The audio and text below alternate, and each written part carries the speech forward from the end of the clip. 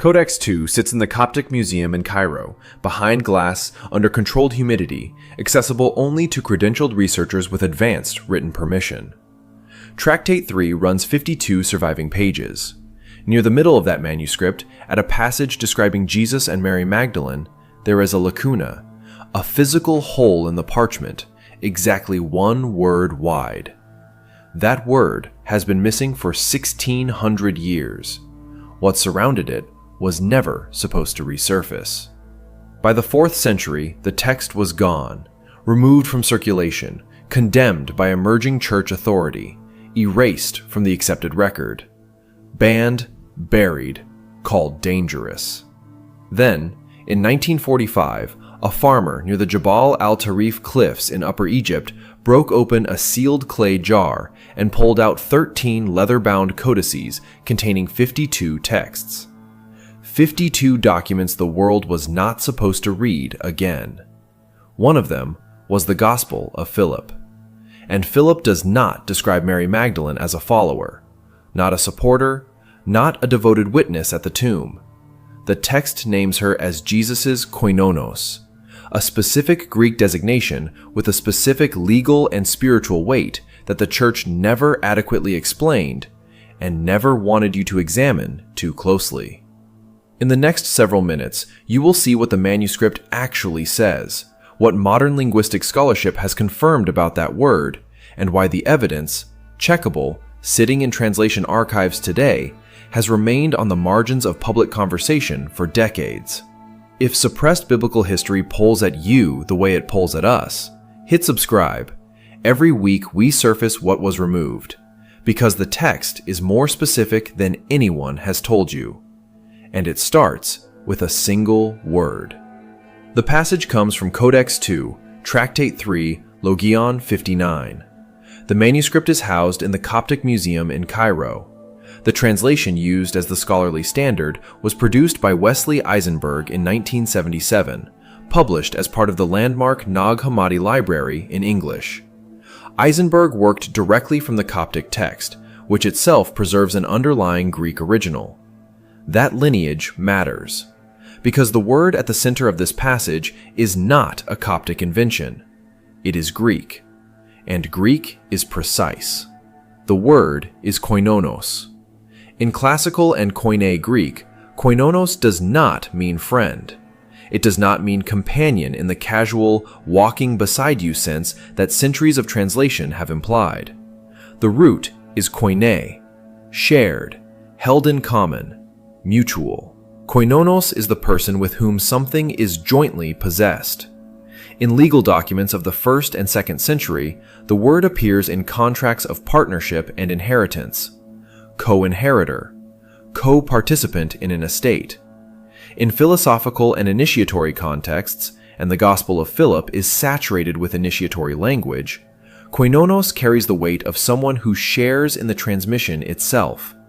Not an observer of the mystery, a co-holder of it. No other disciple in the Gospel of Philip receives this word. Not Peter, not Thomas, not the beloved disciple. The text applies koinonos to one person and one person only. Mary, called the Magdalene. That specificity is not accidental. Ancient texts of this kind, Gnostic, initiatory, composed within communities that used language with surgical precision, do not deploy rare legal and philosophical terms carelessly. Every word in a logion is load-bearing. The author of Philip knew what koinonos meant. The scribes who copied it knew what it meant. The church authorities who removed this text from circulation in the 4th century almost certainly knew what it meant, which is why it was removed. Here is what makes this impossible to dismiss as mistranslation or cultural drift.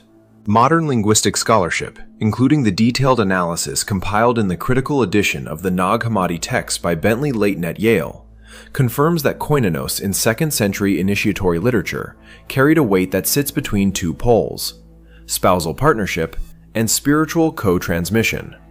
Not one or the other, both, simultaneously, in a tradition where those two things were not considered separate categories.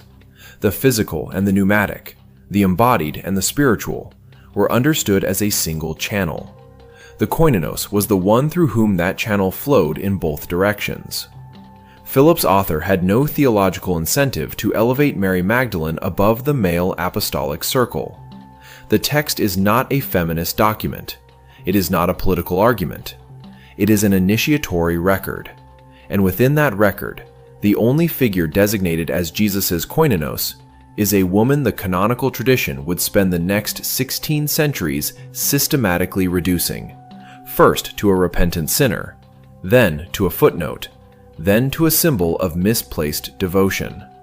But the Greek would not cooperate. The word survived in the manuscript. It survived the jar. It survived the cliff.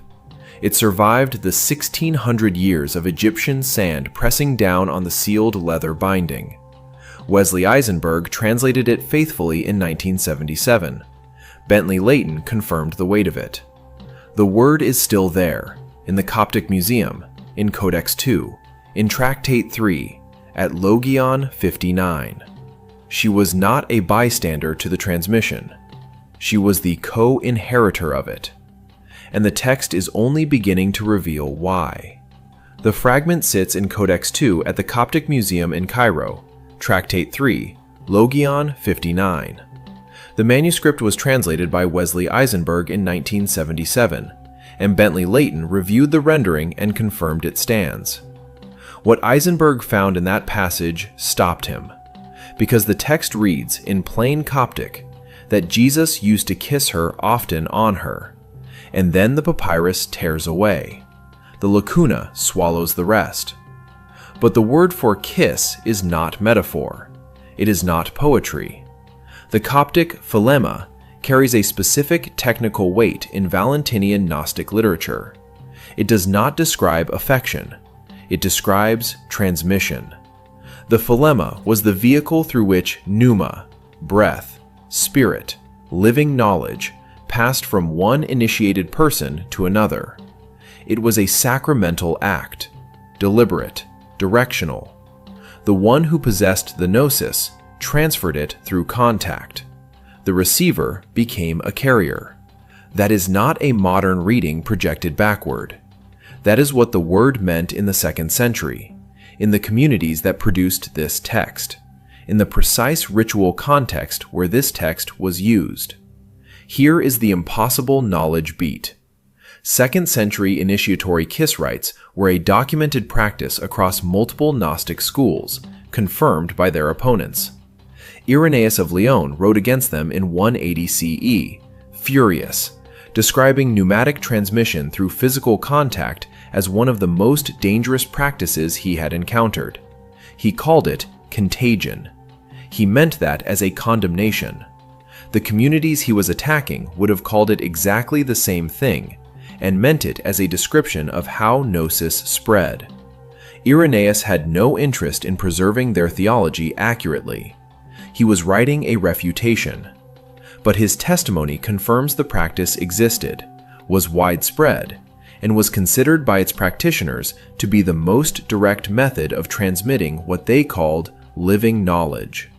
A 2014 study published in New Testament Studies by Cambridge University Press examined this passage alongside parallel Valentinian ritual texts and concluded that the kiss in Logion 59 belongs to a coherent theology of sacred union, not romantic, not symbolic, but operative. The transmission was understood to be real. The knowledge moved. The receiver was changed by it. Now hold that against what the text says about the other disciples. They asked Jesus why he loved her more than them. That is the question recorded in the manuscript. His answer, as Eisenberg translates it, is that he gives her what he does not give them. The word used for what is transferred is not comfort. It is not affection.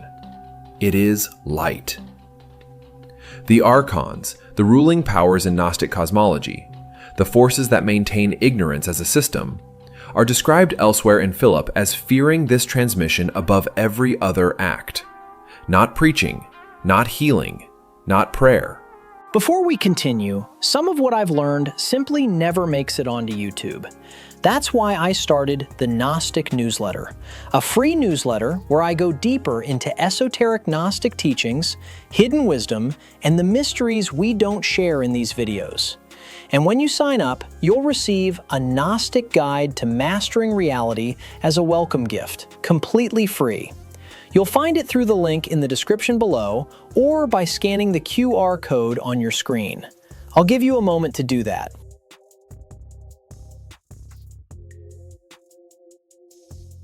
This. Because Gnosis, once transferred, cannot be revoked. It does not pass through institutional hierarchy. It does not require permission. It moves directly, person to person, and it makes the receiver sovereign over their own spiritual state. The Church could not control what it could not intercept. And what was actually being transferred in that lacuna, what the torn papyrus hides, goes deeper than any of this. The Gospel of Philip, Nag Hammadi Codex 2, Tractate 3, lines 63 through 64, in the manuscript held at the Coptic Museum in Cairo and translated by Wesley Eisenberg, contains a designation for Mary Magdalene that appears nowhere else in the surviving ancient record. She is called, in the Coptic, the woman who knew the all. Unpack that phrase carefully. In Valentinian Gnostic theology, the all, the pleroma, is not a vague spiritual totality. It is a precise technical term. The pleroma is the fullness of divine being, the complete emanation of light before fragmentation, the state of reality before the fall that produced the material world. To know the all is not to know a great deal. It is to have direct, unmediated contact with the totality of divine reality. It is the highest possible epistemic state a human being can occupy. That designation was not given to Peter, not to John, not to any of the 12. It was given to her. Now here is where the cosmological architecture becomes exact. In Gnostic theology, the pleroma fractured. The figure responsible for that fracture is Sophia, divine wisdom, the last and lowest of the emanations, who acted without her counterpart and fell into matter. Her fall produced the material world. Her restoration, her return to fullness, is the entire purpose of the redemptive process described in these texts. Sophia fell. Sophia must return. Philip lines 63 through 64 position Mary Magdalene as the embodiment of that return. She is not merely a disciple who received teaching. She is Sophia restored. The woman who knew the all is the pleroma made present in a human form. Her relationship with Jesus in this text is not incidental to that theology. It is the theology. The sacred union described throughout Philip is the reunion of Sophia with her counterpart, the event the entire cosmological system was structured around. The impossible knowledge beat is this. The Church Fathers who moved to suppress Sophia did so systematically, beginning with Irenaeus in 180 CE and culminating in the decisions formalized at the Council of Nicaea in 325 CE.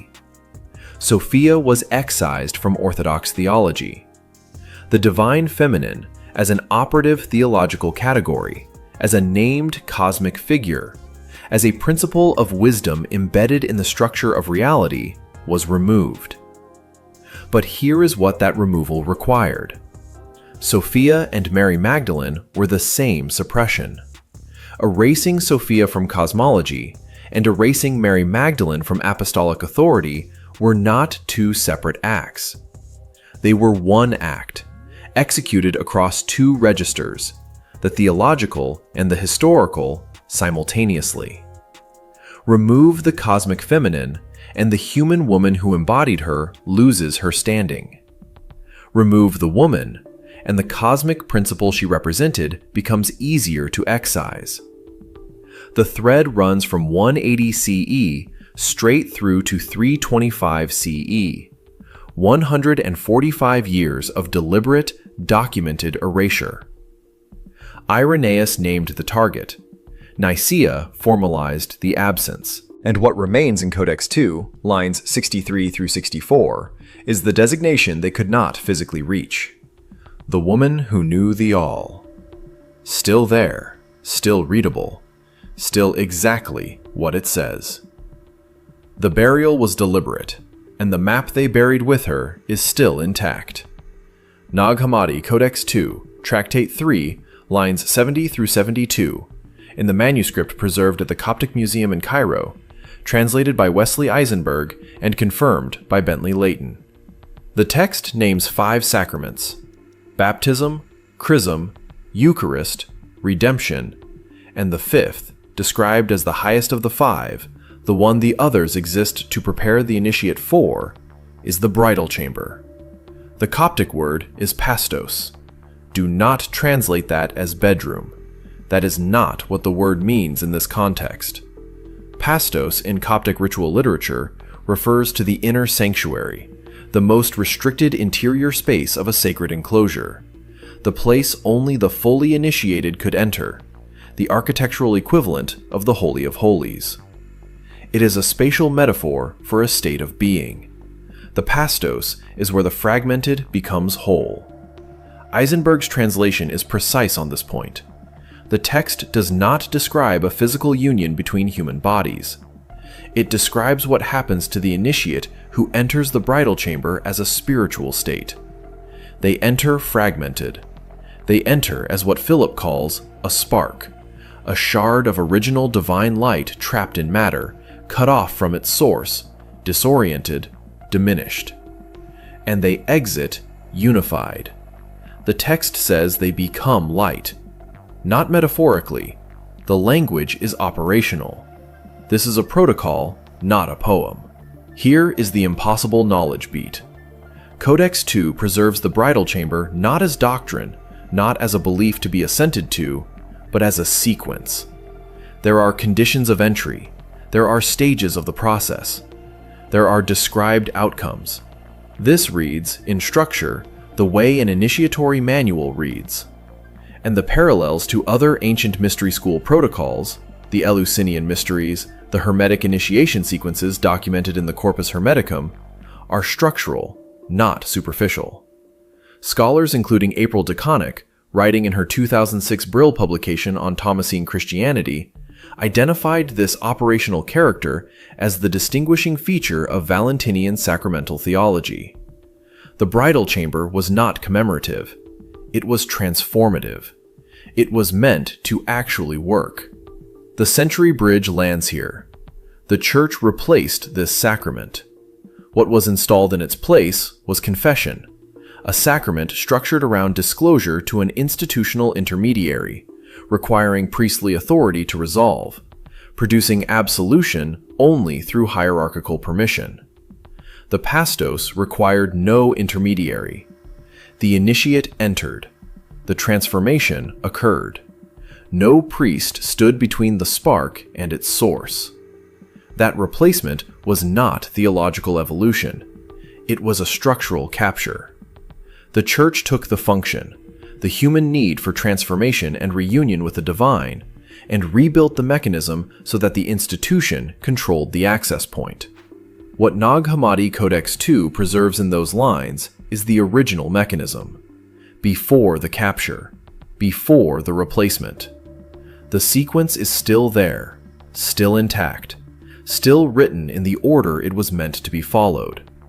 And what the text implies about who first demonstrated this sacrament, who modeled the entry and the exit, who showed that the spark could become light, is where this entire gospel has been pointing from its first surviving line. The Gospel of Philip, Codex 2, sits in the Coptic Museum in Cairo. It has sat there for decades. The facsimile is publicly available. The 1977 Eisenberg translation is in print, lacuna and all. You can verify the gap yourself. Today. The suppression is not a theory. It is a documented institutional record spanning 4 church councils and 1 targeted burial in the Egyptian desert. One damaged word carries the weight of 1,600 years of enforced silence. The mechanism that buried it is still running. What do you think was written in that gap? Tell us below. Subscribe. We read the buried texts, so nothing stays hidden.